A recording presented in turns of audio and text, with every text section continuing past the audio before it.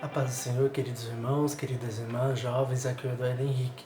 Hoje nós estaremos estudando mais uma lição da nossa escola bíblica dominical. Hoje nós estaremos dando início ao nosso terceiro trimestre deste ano letivo de 2020, portanto uma nova revista será iniciada. A revista desse trimestre chama-se A Igreja Eleita, redimidas pelo sangue de Jesus Cristo, seladas com o Espírito Santo da promessa. Os conteúdos que nós iremos estudar e analisar nesta revista desse terceiro trimestre encontra-se na Epístola do Apóstolo Paulo à Igreja de Éfeso. E hoje nós estaremos dando início a esse trimestre estudando a lição de número 1, Carta aos Efésios, saudação aos destinatários. Porém, antes de nós iniciarmos esta presente lição, peço que você dê uma conferida no nosso material complementar, que está sendo disponibilizado na descrição deste vídeo. Este material irá te auxiliar no estudo desta lição e também tenho certeza e convicção que te será de grande valia e de suma importância. Vamos então para a nossa primeira lição, dando início a esse terceiro trimestre. Carta aos Efésios, saudação aos destinatários. Texto áureo se encontra na Epístola do Apóstolo Paulo à Igreja de Éfeso, capítulo 1, versículo 2. A vós, graça e paz, da parte de Deus, nosso Pai, e da do Senhor Jesus Cristo. Verdade prática, a Epístola aos Efésios revela o propósito eterno de Deus para a Igreja de Cristo. A leitura bíblica em classe ela se encontra em dois textos díspares. O primeiro, carta de Paulo aos Efésios, capítulo 1, versículo 1 e 2, o texto que nós lemos no texto áureo, agorinha mesmo, e o outro no livro de Atos dos Apóstolos, capítulo 19, versículo 1 ao versículo 7. Peço que no local em que você se encontra acompanhando e assistindo essa aula, você realize a leitura desses dois textos, Efésios capítulo 1, 1 e 2, Atos 19, versículo 1 ao 7. Vamos então para a nossa introdução. Nesta revista deste terceiro trimestre, nós estudaremos a Epístola do Apóstolo Paulo destinada à Igreja de Éfeso.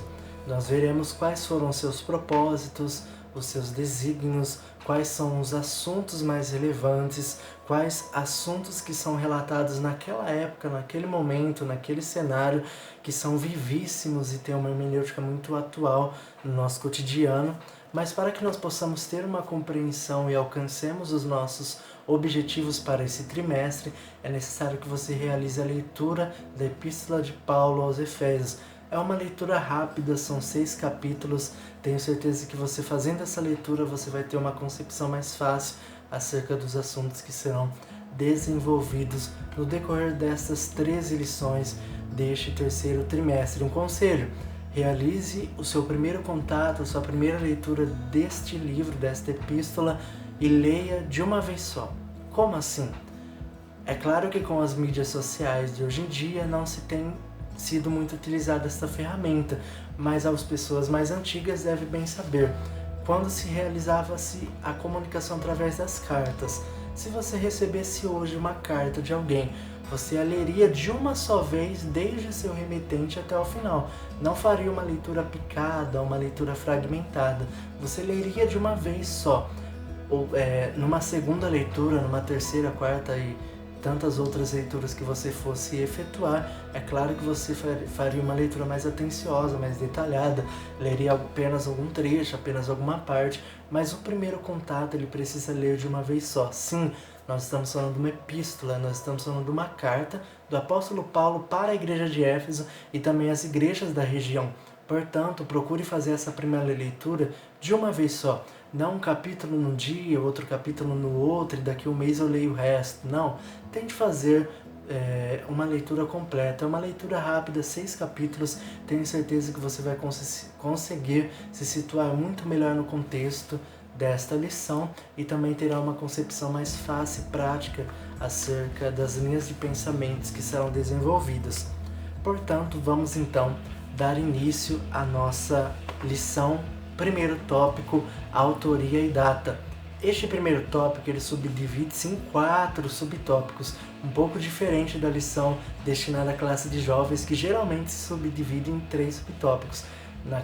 Na lição destinada à classe adulta, Os tópicos são 3, de igual modo, idem, mas os subtópicos variam de 4, 2 e assim por diante. Mas a estrutura da revista, da lição, é similar, é a mesma, é abençoada de igual modo.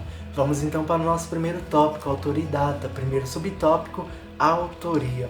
A autoria da carta da epístola pertence ao apóstolo Paulo, que, sendo inspirado pelo Espírito Santo e auxiliado pelos seus cooperadores, pelos seus contribuintes, ele desenvolve a escrita desta epístola.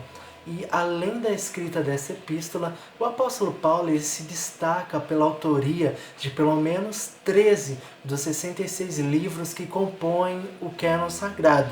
E como de praxe, como de costume, no início de cada epístola, de cada carta, o apóstolo Paulo ele faz a sua típica saudação.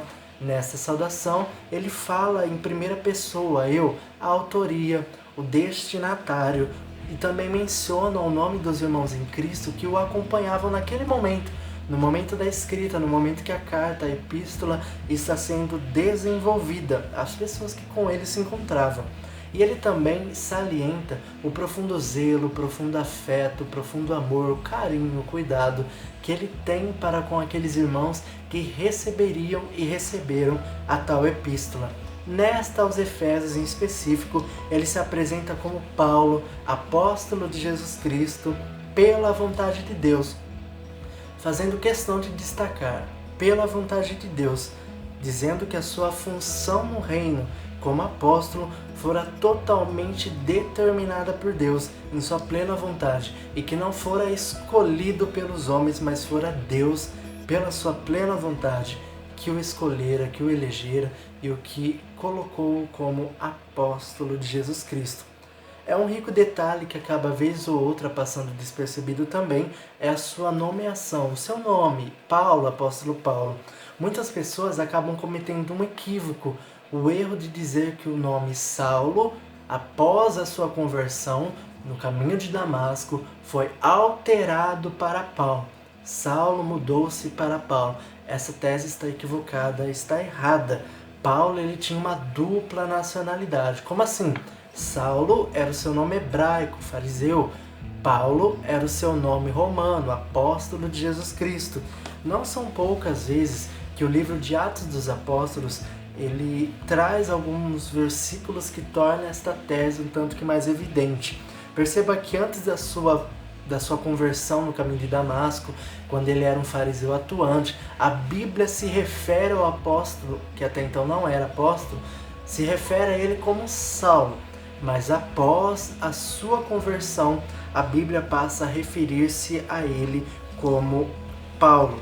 E isso, muito embora ocorre pelo seu direcionamento ministerial para pregar aos gentios, para pregar à igreja gentílica a sua identidade romana. Por este fato, por este caso concreto, acaba sendo pautada.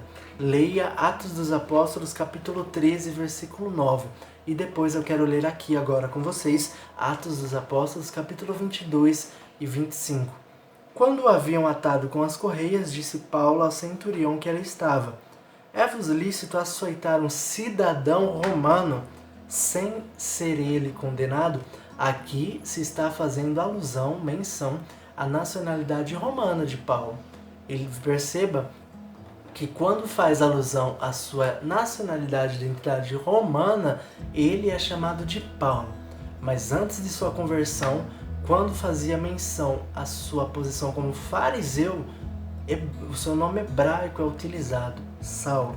Portanto, sendo assim, o nome não foi alterado após a sua conversão, mas mediante o desígnio de Deus para sua chamada, sua identidade romana é utilizada em Atos e nas cartas que o mesmo escrevera. Vamos agora então para o nosso segundo subtópico, a assinatura apostólica.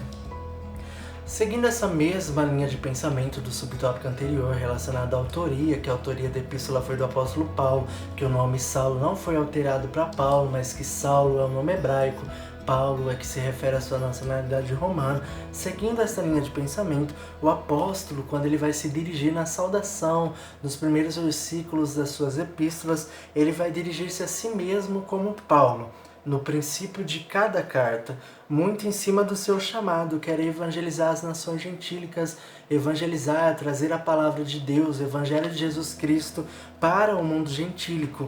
E apesar deste ser o seu chamado, que Deus a ele determinara, em algumas circunstâncias, em algumas ocasiões, ele vai pregar o evangelho de Jesus para os judeus, que por sua vez se convertem, reconhecem e aceitam Jesus como seu único e suficiente Salvador. Então, apesar do seu chamado ser em Atos dos Apóstolos deixado bem de uma maneira explícita de trazer o Evangelho de Jesus aos gentios, às nações gentílicas, ao mundo gentílico, apesar disto, ele também em algumas ocasiões ele vai pregar, ministrar, trazer o Evangelho para os judeus, e também alguns desses judeus eram da religiosidade farisaica, e alguns deles Paulo consegue ganhar para Jesus Cristo. Outro ponto relevante que nós possamos destacar acerca da assinatura apostólica dessa epístola é a questão de sua autoridade apostólica, que alguns mestres judaizantes, nós percebemos isso em todo o contexto das suas 13 epístolas, das 13 cartas que ele é o autor. Os mestres judaizantes tentavam a todo custo denigrir a imagem do apóstolo Paulo, influenciar negativamente os fiéis para que os tais não dessem créditos a Paulo, pondo a sua autoridade como apóstolo de Jesus Cristo em xeque, tentando tirar dele essa autoridade apostólica. Mas o apóstolo Paulo, sempre tendo convicção e firmeza acerca do seu chamado, ele inicia as epístolas de variadas formas, cada uma tem suas peculiaridades. Porém, numa maneira generalizada, ele sempre acaba afirmando que Deus o havia escolhido para esse ministério. Em Romanos, capítulo 1, versículo 1, nós encontramos Paulo, na saudação, Paulo, servo de Jesus Cristo, chamado para ser apóstolo, separado para o Evangelho de Deus. Gálatas, capítulo 1, versículo 1. Paulo, apóstolos, entre parênteses, não da parte dos homens, nem por intermédio de homem algum, mas sim por Jesus Cristo e por Deus Pai, que o ressuscitou dentre os mortos. Ele faz questão sempre de afirmar que foi Deus que havia escolhido para esse ministério, que ele não fora escolhido pelos homens, mas foi Deus quem o escolhera e o separara. Paulo não fora como Matias, que destinou-se ao ministério através do Urim e do Tumim, ato de lançar sortes para saber a vontade de Deus acerca de determinados específicos assuntos. Ele não fora como Matias, mas fora o próprio Deus, quando ele foi chamado, que o escolheu, que o determinou, que o separou, que o ensinou, que o capacitou para este ministério. Uma aplicação muito importante para nós. Ter convicção do seu chamado e de quem foi que ele separou é crucial e importante para que não venhamos ceder às intempéries da vida. As pessoas tentavam tirar a autoridade apostólica do apóstolo Paulo, mas este, por sua vez, tinha convicção de quem o chamou, tinha convicção de por quem ele fora chamado. E ele faz questão de, nas saudações das epístolas, salientar isto, não da parte dos homens, não da minha parte, mas por Deus, Deus Pai, por Jesus Cristo, fui chamado e fui escolhido. Nós devemos ter total consciência, convicção e certeza acerca do nosso chamado. Foi Deus quem te chamou, foi Deus quem te escolheu e é Ele que se responsabiliza por todas as pessoas que vierem tentar retirar a autoridade que por Ele lhe foi outorgada. Vamos então para o nosso terceiro subtópico, uma epístola da prisão. Assim como a epístola de Paulo aos crentes de Filipos, aos fiéis de Colossos e também a Filemon, esta epístola fora escrita no período em que Paulo esteve preso em prisão domiciliar em Roma.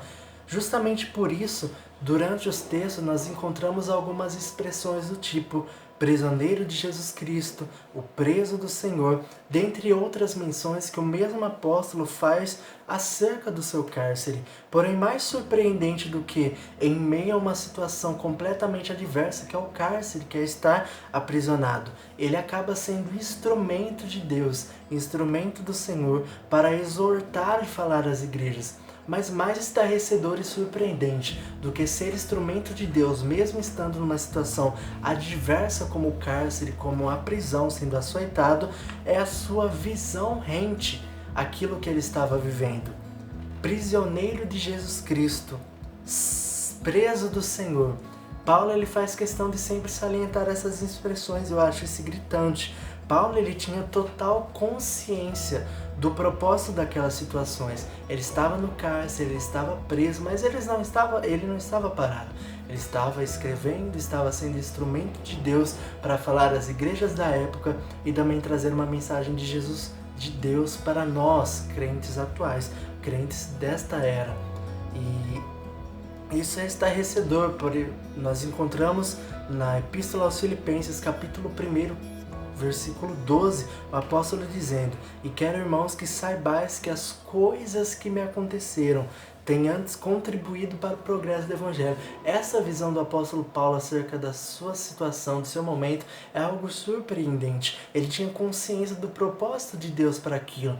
Ele tinha o saber de que tudo o que estava acontecendo estava contribuindo para o proveito do Evangelho, para o melhor proveito do Evangelho. Ele não via aquela situação como muitos viam. Alguns poderiam pensar que a prisão e o cárcere do apóstolo serviriam para inibir a obra de Deus através da vida dele. Mas ele tem uma visão muito mais abrangente, muito ampla, vasta. Ele vê aquela situação na ótica espiritual, pelo Espírito Santo, vendo aquilo como algo que contribuiu, corroborou para que o Evangelho de Jesus tivesse um maior proveito. E foi na prisão que ele acaba escrevendo aos Filipenses, aos Colossenses, também a Filemão e aos Efésios. Perceba que não são as circunstâncias que impedem o agir de Deus sobre a vida de alguém. Deus, as promessas de Deus, a vontade de Deus ele não respeita as circunstâncias. Ele faz quando ele quiser, na hora que ele quiser, no momento que for da sua plena vontade. Paulo viu o seu momento como benéfico para o maior proveito do Evangelho. Que fé do apóstolo Paulo. E o nosso último subtópico deste início da lição, o primeiro tópico, data. Essa é a expressão que nomeia esse quarto subtópico.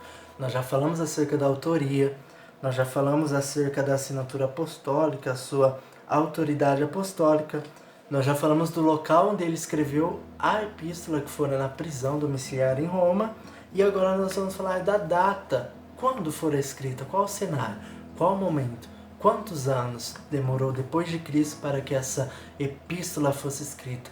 É isso que nós vamos ver nesse quarto subtópico.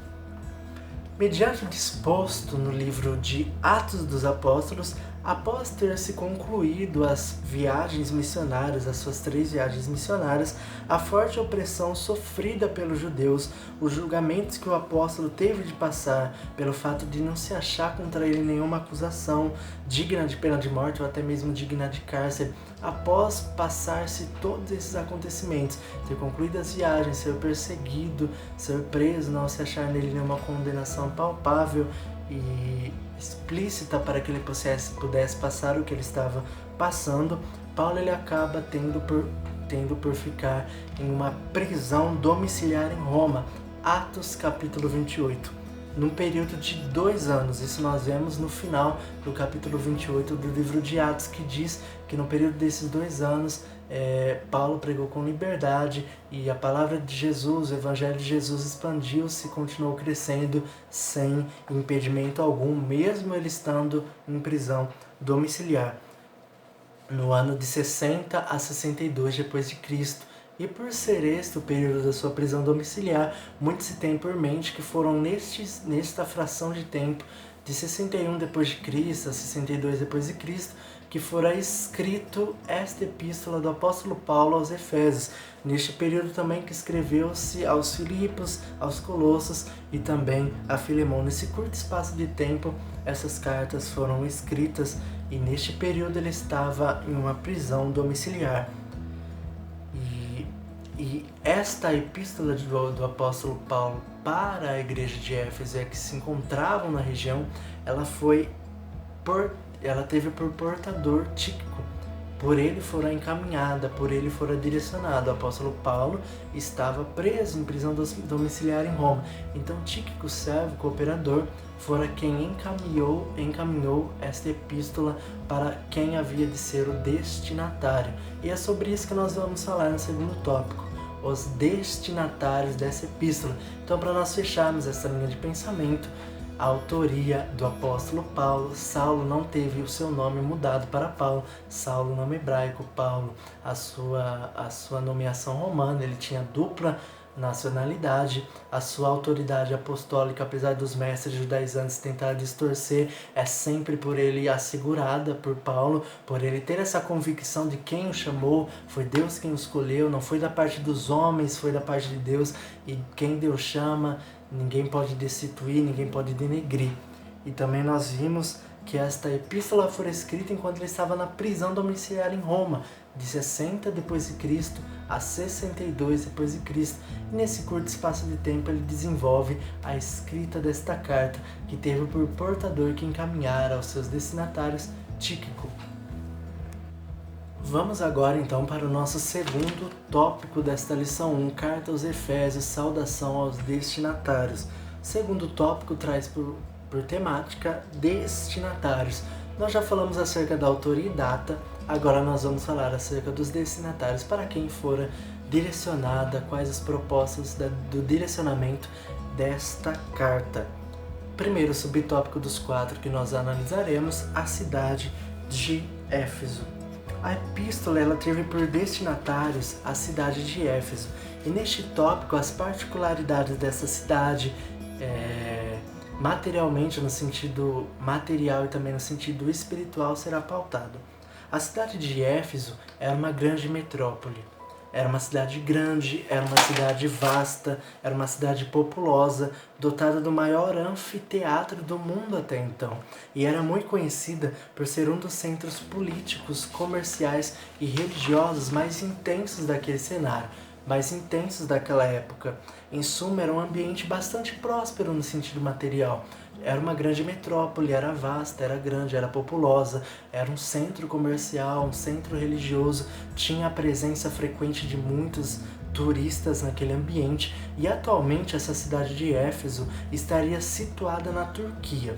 E o fato de ter essas características, ou seja, ser uma região visada, ser uma região grande, uma metrópole, ser bastante frequentada, ser um centro comercial e tudo mais, tudo isso contribui, evidentemente, para que a Igreja de Jesus, que estava lá fundada, fosse bastante visada e também, consequentemente, acabasse por ser muito perseguida.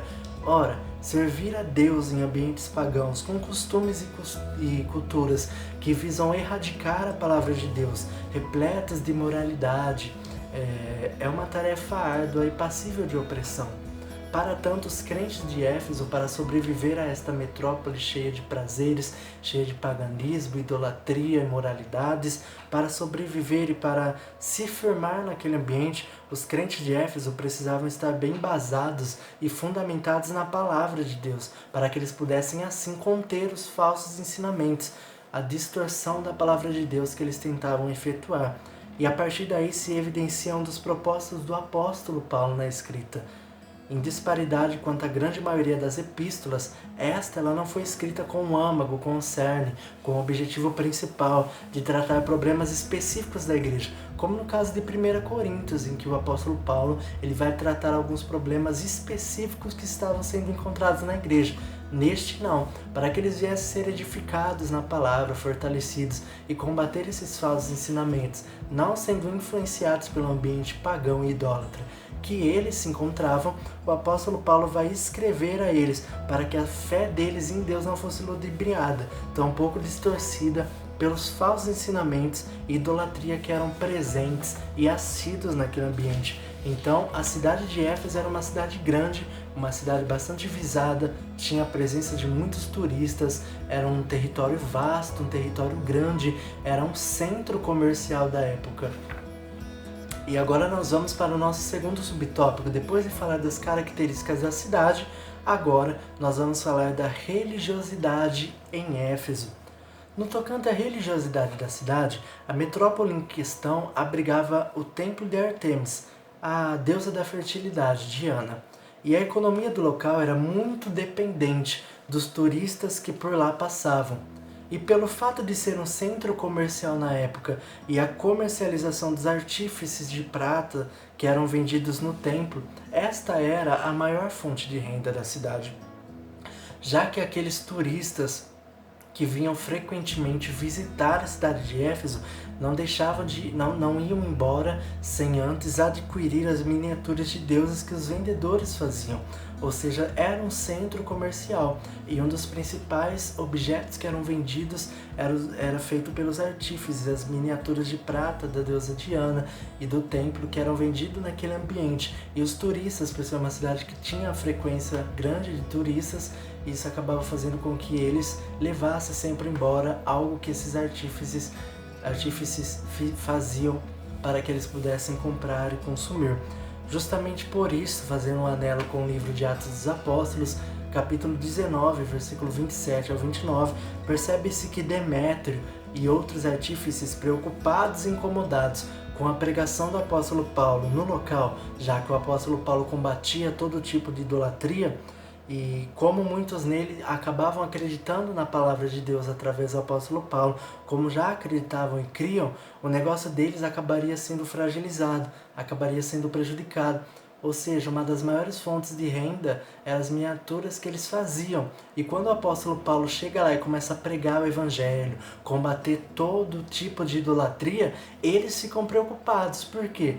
Porque como muitas pessoas estavam crendo na palavra de Deus através de Paulo, consequentemente eles parariam de comprar as suas miniaturas. Então a fonte de renda da cidade acabaria sendo afetada pela palavra de Deus que era ministrada através do apóstolo Paulo. E justamente por essa preocupação, esse desespero que gera neles, eles acabam gerando uma grande confusão na cidade. Confusão esta que é direcionada para o apóstolo Paulo, para que eles tentavam inibir, para que eles não viessem ver a sua economia, a sua principal fonte de renda, ser afetada pelo apóstolo. E no subtópico 3, a igreja de Éfeso. Nós falamos da religiosidade de Éfeso, o templo da deusa da fertilidade Diana, que eles adoravam, a principal fonte de renda que o apóstolo Paulo combate a idolatria e eles ficam preocupados, a cidade de Éfeso, que era uma grande metrópole, e agora nós vamos falar um pouquinho da igreja de Éfeso, a igreja de Jesus, que estava situada naquela localidade. Depois de nós falarmos então das peculiaridades da cidade, da religiosidade, agora nós falaremos, dissertaremos acerca da igreja de Éfeso. O apóstolo ele dedicou-se a evangelizá-la por um período de 3 anos. Na sinagoga dos judeus ele ficou 3 meses. Esse curto espaço de tempo, 3 meses, deve-se exclusivamente pelo duro coração deles, pela dura serviço, pelo fato deles constantemente resistirem à palavra de Deus que Paulo ministrava.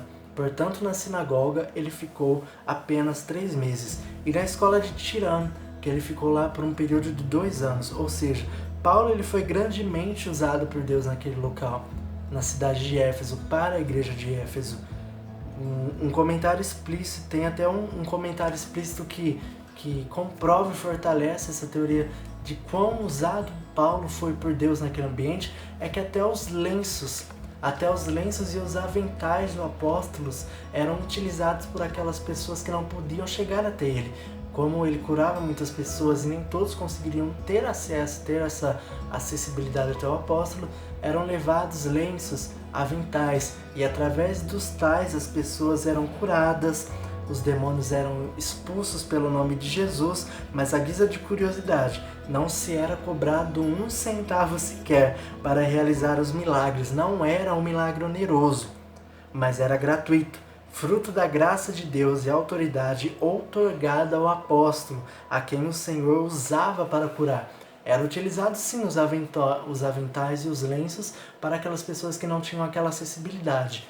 E elas eram curadas, os demônios eram expulsos pelo nome de Jesus, não eram expulsos pelos aventais ou pelos lenços, eram expulsos pelo poder que há no nome de Jesus. Pelo nome de Jesus era curado. e também eram expulsos os demônios, mas não era cobrado nem um centavo, nem um real.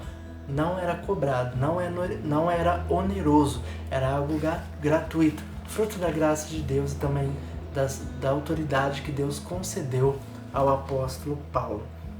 Paulo também, quando ele chegou em Éfeso, ele encontrou 12 discípulos que ainda não haviam sequer ouvido acerca do Espírito Santo. Não eram batizados no Espírito Santo e não tinham tampouco ouvido falar acerca da experiência com o Espírito Santo.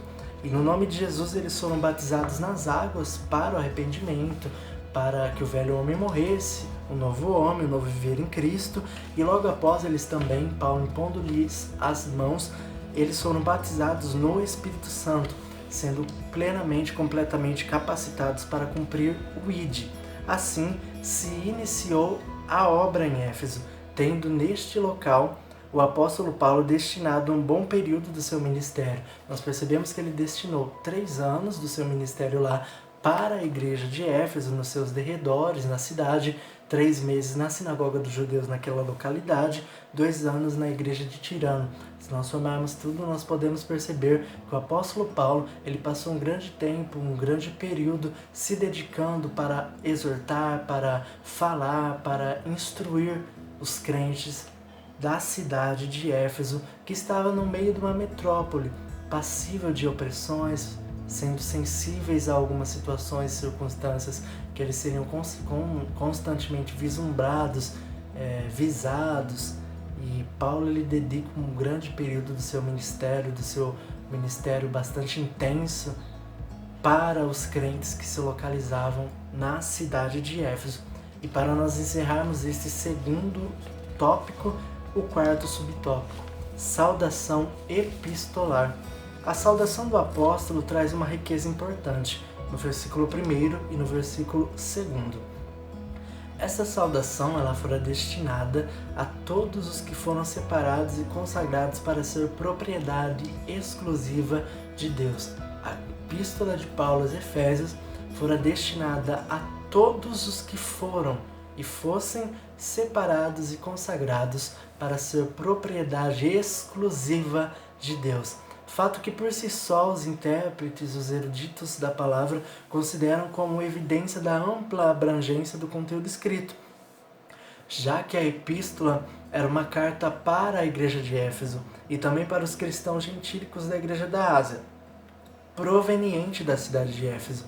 Em suma, é uma carta para aquele tempo, mas que cabe a todos os tempos, tendo uma aplicação viva, como todas as demais. Esta epístola de Paulo aos Efésios traz, apesar de ser curta, enxuta em 6 capítulos, mas traz um conteúdo muito rico, conteúdos como trazendo a temática como a família, as batalhas espirituais, os dons espirituais, o recebimento do Espírito Santo e dentre tantos outros tópicos que são muito relevantes para a igreja daquele tempo, mas também para a igreja dos tempos atuais. É uma carta para a igreja daquele tempo, mas que tem abrangência para todos os tempos e não era destinada apenas para a igreja de Éfeso, mas também para as igrejas da Ásia, de toda aquela região que se estava situada a igreja de Éfeso.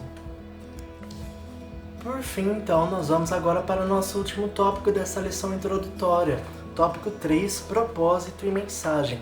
Este tópico, como eu já havia previsto já antes do início da nossa lição, subdivide-se em 2 subtópicos e não 4. O primeiro deles é o propósito e o segundo é a mensagem. Primeiro subtópico, o propósito. A epístola do apóstolo Paulo aos crentes de Éfeso, diferente da maioria das demais, não trata especificamente dos problemas da igreja, mas tem um cume pastoral de quem visa cuidar da fé dos prosélitos, dos novos convertidos, dos gentios que se converteram ao cristianismo, visando que sua fé seja fortalecida, que tenha um embasamento na palavra de Deus para que não tenha sua fé distorcida, os ensinamentos do apóstolo distorcidos pelos mestres judaizantes e também aquelas pessoas que visavam, sem um propósito pré-determinado, distorcer a palavra de Deus e fazer com que eles não crescem sumamente em tudo aquilo que Deus falava através do apóstolo Paulo. E Paulo ele vem não para tratar especificamente de problemas.